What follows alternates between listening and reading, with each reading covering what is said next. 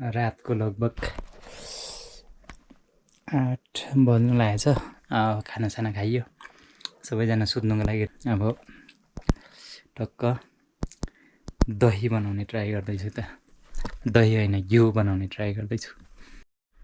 हाम्रो चाहिँ यहाँ दही टक्क रेडी छ जगभित्र। अब यो दहीलाई टक्क निकालेर घिउ बनाउने हो।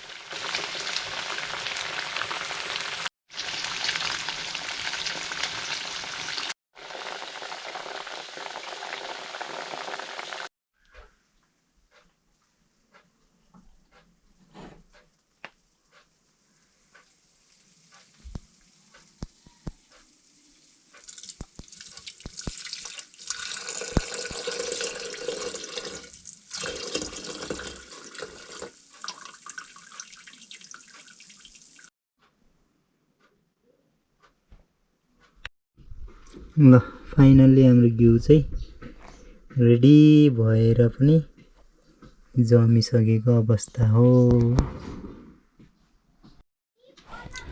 Now here is the end of the video.